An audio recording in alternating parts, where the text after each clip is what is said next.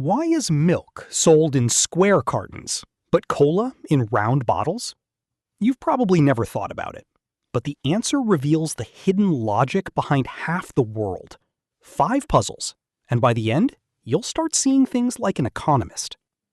Why does water, which keeps you alive, cost almost nothing, while diamonds, which do nothing, cost a fortune?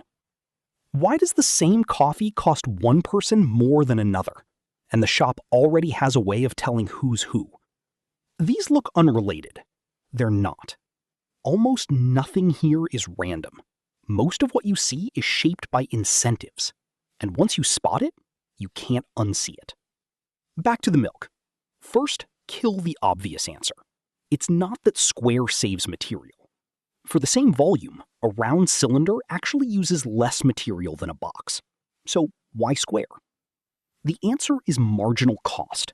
Milk needs refrigeration, and fridge space is scarce, and keeping it cold costs money. Square cartons pack tight, with no wasted gaps, so far more milk fits in the same cold space. Cola usually sits on cheaper, ordinary shelves, and because it's carbonated, a round bottle handles the pressure better, so the tight packing trick just matters less. A round bottle also fits the hand better. Cola gets drunk straight from the bottle, so grip matters. Milk gets poured into a glass, so it doesn't. Same kind of container.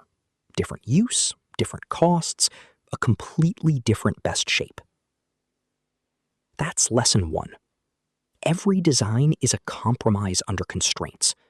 The question is never what's better, it's what's worth it. Same coffee, same shop, same latte. But there's a student price, a member price, an app discount, a buy one, get one. Is that fair? An economist would say, not automatically unfair. It's price discrimination, charging different people different prices when they value the same thing differently. Because people have different willingness to pay. One person happily pays full price, another waits for a discount. A single price loses money either way. So the smart move is to build different doors and let customers reveal, by which door they choose, what they're willing to pay. Take coupons. Why not just lower the price for everyone? Because whoever clips coupons reveals they're price sensitive, and whoever can't be bothered reveals their time is worth more.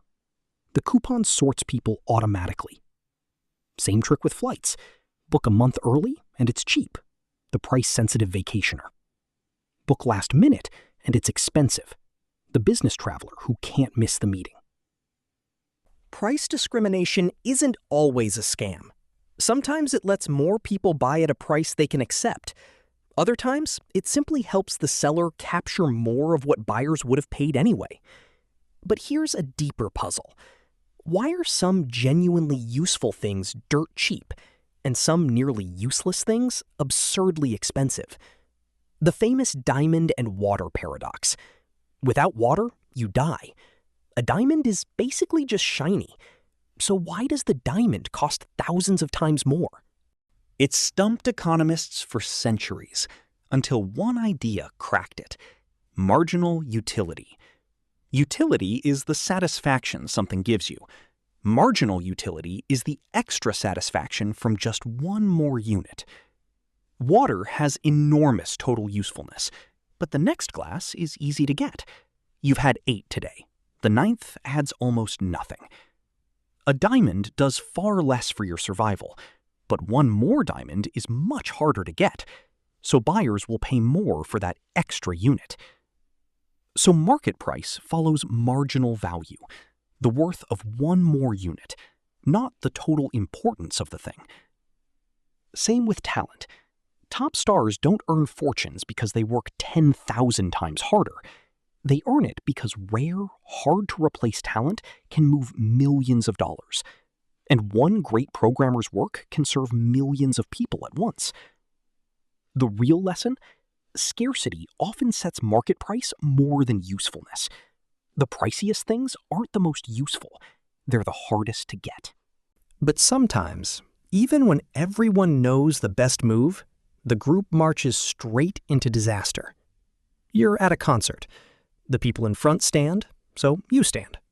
Then the people behind you stand. Soon the whole crowd is up, and no one sees any better than when everyone sat. Each person made the smart choice for themselves. Added together, everyone's more tired, and nobody gained a thing. That's the collective action problem, where individual rationality adds up to collective stupidity. Why do parents pile their kids into cram schools? Not because it works, but because everyone else's kid is, and you can't fall behind. When everyone does it, the ranking doesn't move. Every family just pays more, and every kid sleeps less. It has a name, an arms race. In the Cold War, 2 nations built nukes until each could destroy the planet many times over, and neither dared stop first. The only real escape is to change the incentives. But often, no one has the power to, and we stay stuck. Rational individuals, insane collective. Last one. There's an old line in economics. There's no such thing as a free lunch. People don't believe it. How can free have a cost? That's the biggest myth about cost. Cost isn't only money. It's the time you spend, the options you give up, the privacy you leak, the debt you'll repay later. Hidden costs. And free things tend to hide the biggest ones. Why are so many apps free? Because you pay with privacy. Your clicks, your habits, your relationships get packaged and sold, worth far more than you'd guess. Why are free trials so generous? Because your attention is the real prize. They pull you in free, design it to hook you, and you end up paying more than if you'd simply bought it. And the deepest trap, free changes how people behave.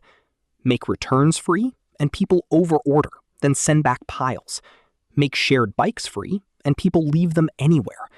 When the personal cost disappears, the care disappears too. So one rule holds. When something's free, your first feeling should be caution, not excitement.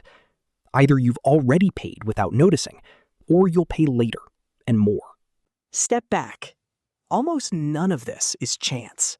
Most of it is the product of incentives. Milk, coffee, diamonds, crowds, free lunch. Different puzzles, same lens. Incentives shape behavior.